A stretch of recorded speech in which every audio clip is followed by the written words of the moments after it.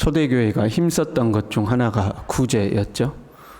구제는 구약에서부터 전통적으로 교회 공동체가 감당해야 될 아주 중요한 덕목이었습니다. 시대가 그만큼 어렵고 힘들었기 때문에 그렇죠. 가난하고 힘든 시절들을 살았기 때문에 서로 돕는 것이 필요했습니다. 사실 우리는 상당히 부유한 시절을 살고 있습니다. 어렵다 하는데 그래도 우리가 잘 살고 있어요. 그렇잖아요. 높아진 생활 수준 그대로 살려고 하니까 힘든 거지. 과거 30년, 40년에 비하면 다 부자 됐습니다. 지금은 식사하고 나면 젊은이나 어른이나 다 그 카페에 가가지고 차 한 잔씩 이렇게 딱 하잖아요. 어쩔 때는 밥값보다 차값이 많이 나올 때도 있죠. 그런 수준의 삶을 다 살아내려고 하니까 힘든 거지. 우리가 30년, 40년하고 비교하면 다 부유해졌죠. 우리나라가 복지제도도 상당히 좋아졌어요. 간혹 우리가 유럽 등의 복지제도와 비교하곤 하지만 거기는 세금을 50% 이상 걷어가잖아요. 내 수입에. 그러니까 세금과 비례해서 생각해 보면 우리가 상당히 복지제도가 괜찮습니다. 심지어는 외국인들에게도 이 복지제도 혜택을 우리가 상당히 많이 주고 있거든요. 우리나라 복지제도가 괜찮아요. 그러다 보니까 과거에는 구제는 전도의 좋은 방편이 됐어요. 그런데 현재는 상당히 이제 교회가 할 수 있는 일이 많이 약화되어 있습니다. 국가적인 복지제도가 좋아지면서 국가의 혜택을 많이 누리는 거죠. 한편으로 이 구제라는 것은 여러 문제를 발생시키죠. 성령 충만했던 초대교회도 이 구제 때문에 갈등이 만들어졌잖아요. 그래서 이 구제 문제를 해결하고자 처음으로 7명의 일꾼을 세우기도 했죠. 오늘날도 마찬가지예요. 구제는 여러 잡음을 발생시키죠. 그 사람의 심리가 그런 거예요. 옆에 사람은 뭔가 도움을 받았는데 나는 못 받아요. 그러면 서운한 거죠. 그 옆에 사람은 도와주고 왜 나는 안 도와주냐 그랬더니 옆에 사람은 점수로 따지자면 한 79점이라는 거예요. 그럼 나는 80점이라는 거예요. 그래서 80점 이상은 도움이 필요 없다는 거예요. 그러니까 1점 차이로 옆 사람은 도움받고 나는 도움을 못 받는 거죠. 그러면 여러분 어떡하겠어요? 나는 잘 사니까 아유 감사하다 이럴 사람이 없는 거죠. 그래 그럼 나도 1점만 빼자 그래서 1점만큼 못 사는 거죠. 그래서 자기도 79점이 되려고 그러죠. 그게 이제 사람의 심입니다 이 말이에요. 근데 여러분 주님은 우리에게 이렇게 말씀하셨어요. 받는 것보다 주는 것이 복되다. 그 정신을 가지고 살아야 되죠. 자꾸 뭔가 그런 걸 받으려고 하기보다 주려고 하는 사람이 되어야 하는 거죠. 본문은요, 교회 내에서 성도를 대하는 태도와 과부를 구제하는 것에 대한 말씀이죠. 1절에요. 늙은이를 꾸짖지 말고 권하되. 꾸짖다라는 단어는요, 치다, 때리다 그런데 실제로 주먹으로 때리는 걸 말하는 거예요. 근데 문맥상으로 현재 늙은이를 꾸짖지 말고 할 때 주먹으로 때리지 말고 그 말은 아니겠죠. 심하게 나무라지 말라는 거죠. 공격적으로 마치 때리듯이 나이 든 사람을 그렇게 대하지 말라는 의미예요. 근데 여러분 생각해 봐요. 만약 현대 교회에서 이런 일이 있으면 어떡할까요? 제가 그 나이 드신 분에게 똑바로 안 해! 막 그러고 어떻게 될까요? 난리가 나지 않겠어요? 교회 내에서. 요즘 사람 중에 그렇게 무시당하면서 교회 다닐 사람이 없잖아요. 그렇잖아요. 간혹 보면 이제 교주 같은 목사님들이 간혹 있어요. 이제 그런 목사님들이 성도들을 함부로 대하고 하대하고 이제 그런 경우가 간혹 있지만 현대 교회에서는 그런 모습을 찾기가 힘들죠. 그런데 당대에는 신분제도가 있던 사회입니다. 노예제도도 있었고요. 그러니까 교회 내 이 계급이나 사회적 위치가 낮은 사람들이 많이 존재하는 거죠. 노예 출신이거나 아니면 신분상 처음 하단에 있거나 그런 사람들이 존재하는 거죠. 그리고 직분을 잘못 이해해가지고 직분을 교회 내 계급이나 권력처럼 생각하는 거죠. 그러니까 함부로 이제 하는 게 나오는 거예요. 디모데에게 네 연수함을 업신여기지 못하게 하라고 했잖아요. 네가 어리다고 사람들이 너를 업신여기지 못하게 하라고 했어요. 그렇다고 해서 네가 무례하고 함부로 했어도 안 된다는 거죠. 이 나이가 들었다고 했어요. 신앙에 있어서 성숙한 것은 다 아니죠. 나이는 들었지만 영적으로는 어린아이와 같은 사람들이 있어요.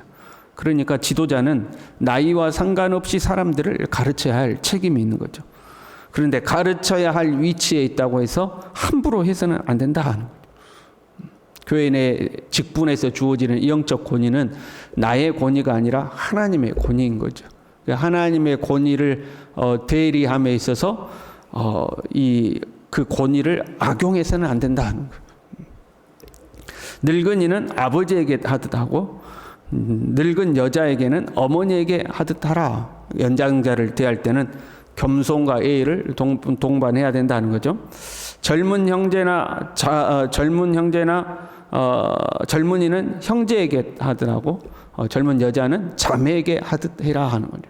이걸 한마디로 정리하면 가족을 대하듯 하라 하는 거죠. 가족 대하듯이. 나이가 든 사람은 부모를 대하듯이, 그리고 젊은 사람들은 내 형제를 대하듯이, 그리고 가족 대하듯 하라 하는 거죠.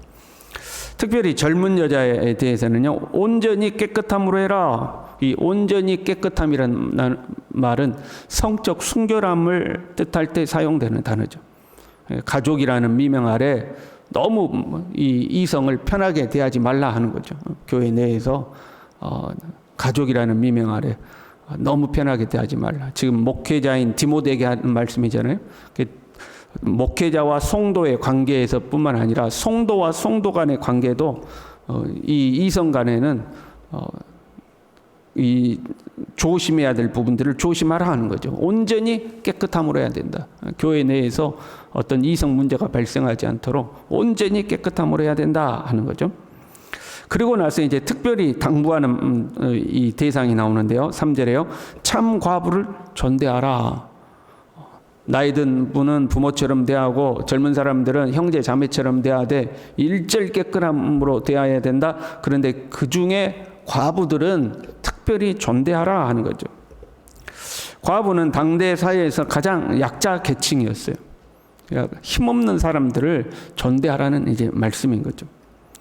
가난하고 힘이 없다고 함부로 하지 말고, 그렇잖아요. 지금 내가 그 어떤 교회에서 직분이 있다고 나이 든 사람한테도 그러면 안 되고 막 이렇게 하는데, 이제 그 사회에서 가장 약자 계층이니까 무시하고 하지 않겠어요? 그렇게 하지 말라는 거죠. 그런데 그 과부를 참 과부라고 표현했어요. 참 과부를 이렇게 참 과부. 그러면 과부가 진짜 과부 있고 가짜 과부 있단 말인가? 여기서 참 과부는 정말로 도움이 필요한 과부, 그런 말. 과부인데 어떤 과부는 나름대로 형편이 넉넉한 과부가 있어요. 그런 사람은 이제 참 과부라고 안 부르는 거예요. 정말 도움이 필요한 과부가 있다. 스스로 살아갈 능력이 없거나 그 과부를 돌봐줄 친척이 없는 그런 과부를 이제 참 과부라고 한 거예요. 과부는 구제의 대상이었죠. 초대교회에 헬라파 과부, 히브리파 과부 이렇게 구제했는데, 헬라파 과부들이 그 구제 대상에서 밀려나는 것에 대해서 교회 내 갈등이 형성되잖아요. 과부는 구제 대상이었어요. 그러다 보니까 서로 이제 도움받고 싶으니까 나도 이제 과부, 너도 과부 이제 하고 없던 과부도 만들어서 오고 이제 이런 일이 생긴다 이 말이죠. 이제 교회 내 이제 이런 문제가 발생한 거예요. 그래서 이제 원칙을 정한 거예요. 참 과부만 도와준다 하고 이제 원칙을 정한 거예요. 그 참 과부가 어떻게 되느냐? 4절에요. 자녀나 손자들이 있으면 집에서 효를 행하여 부모에게 보답하기를 배우게 하라.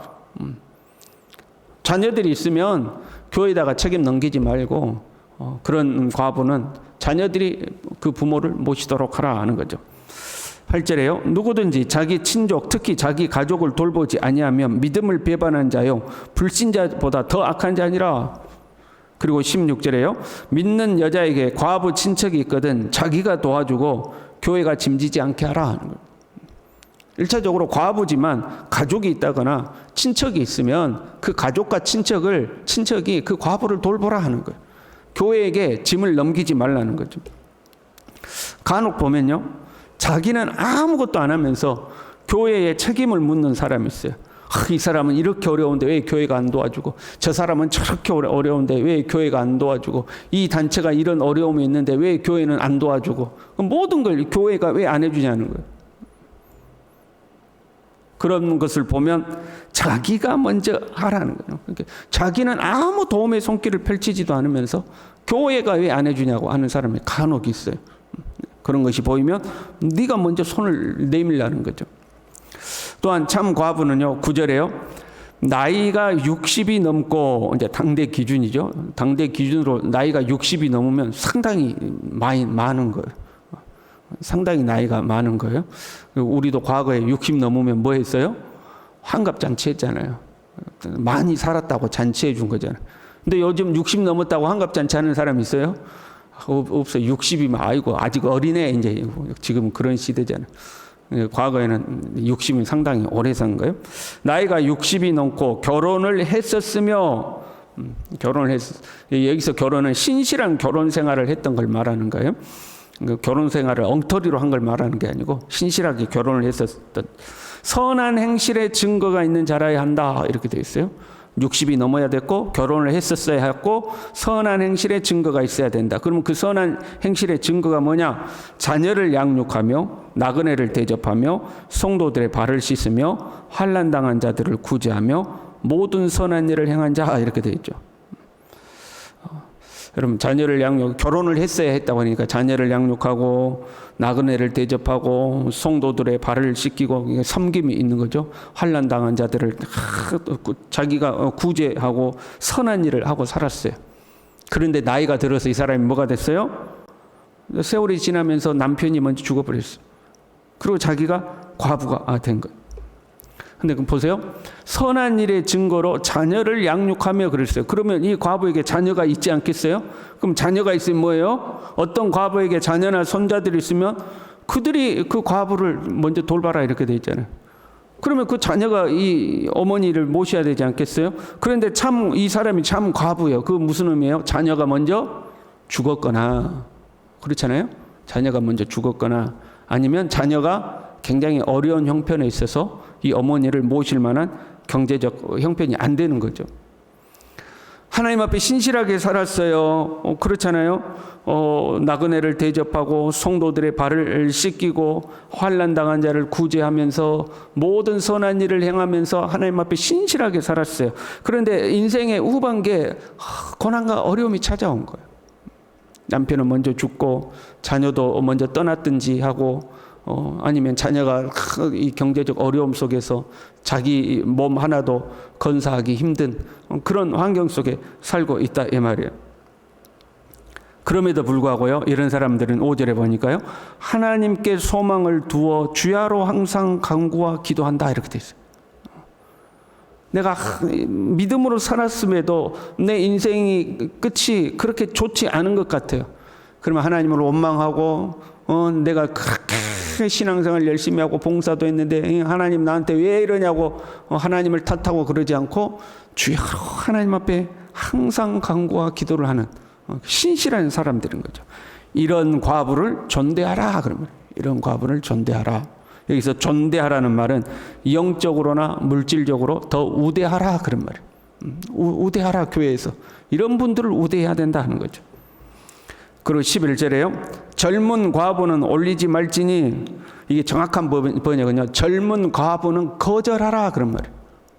그럼 무슨 말이에요? 교회 내 젊은 과부가 있는데 나도 좀 도와주라 하고 이제 요구를 하는 거예요. 그러면 거절하라는 거예요. 이 사람은 또 과부인데 그러면 다 도와주는 것이 아니라 젊은 과부는 거절하라는 거죠. 왜요? 정욕으로 그리스도를 배반한다고 그랬어요. 그리스도에게 온전히 헌신하겠다고 약속한 과부들인데 결국에는 그 믿음을 배신한다는 거예요. 6절에요. 향락을 좋아하는 자다. 세상 향락이 좋아가지고 자꾸 믿음에서 벗어나는 거예요. 그뿐만 아니죠. 13절에요. 게으름을 익혀 집집으로 돌아다니고, 게으름을 익힌다는 것은 이제 구제를 받으니까 내가 일하지 않아도 먹고 살 수 있다, 이 말이죠. 그러니까 더 일 안 한다는 거예요. 내 80점 될 수 있는데도 나 그냥 79점으로 살래 하고 게으름을 익혀서 그 남은 시간에 뭐예요? 집집으로 돌아다니고 게으를 뿐 아니라 쓸데없는 말을 하며 일을 만들며 마땅히 아니할 말을 하나니 그냥 돌아다니면서 그냥 쓸데없는 말만 하고 다닌다는 거예요. 이상한 소문만 내고 세상 가십거리 그런 이야기하고 성도들 간에 이간질 시키고 상처받게 만들고 교회 분란을 조장하고 막 쓸데없는 말만 하고 다닌다는 거죠. 과부가 아니래도 이런 사람들이 종종 있죠. 이런 사람들은 돕기를 거절하라. 단순히 어렵다고 해서 무조건 돕는 게 아니다 이 말이죠. 하나님이 돕는 사람이 어떤 사람인지 우리가 알 수가 있겠죠. 똑같은 과부라 하더라도 하나님이 다 돕는 게 아닌 거예요. 하나님 앞에 믿음으로 살고 본이 되게 살고 비록 삶이 힘이 들어도 섬기고 봉사하고 그렇게 살아가는 사람들을 하나님이 존대하라. 그런 사람들을 우대해야 된다 하고 말씀하고 있는 거죠. 저와 여러분요. 하나님 보실 때에 여러분 나이가 들어서 천국 갈 때까지 평안하고 형통하고 여유 있는 삶의 복을 주시길 원합니다. 또한 더 나아가서 하나님이 이렇게 딱 보셨을 때 야, 저 사람은 꼭 도와야 돼. 저 김 집사는 꼭 도와야 돼. 이 권사는 꼭 도와야 돼. 하나님 앞에 그런 인생을 살아갈 수 있기를 바랍니다. 기도하겠습니다. 하나님 아버지, 우리로 하여금 평생에 하나님의 은혜를 누리며 도움을 받기보다는 남을 도와주고 베풀고 성도들의 발을 씻기고 환난 당한 자들을 구제하며 모든 선한 일에 힘쓰며 살아갈 수 있는 삶의 여유와 건강과 평안을 허락하여 주시고 우리의 그런 모습이 하나님 보실 때에 저런 사람은 돕기를 거절하라 하는 그런 사람이 아니라 저 사람은 꼭 도와줘야 된다고 하나님이 인정할 만한 믿음의 삶을 살아갈 수 있도록 주님 우리 모두를 붙들어 주시고 명절에 우리의 주변을 살피고 도움이 필요한 사람들에게 우리가 사랑과 관심을 베풀 수 있는 마음의 여유도 우리 모두에게 허락하여 주시옵소서. 예수님의 이름으로 기도 올리옵나이다. 아멘.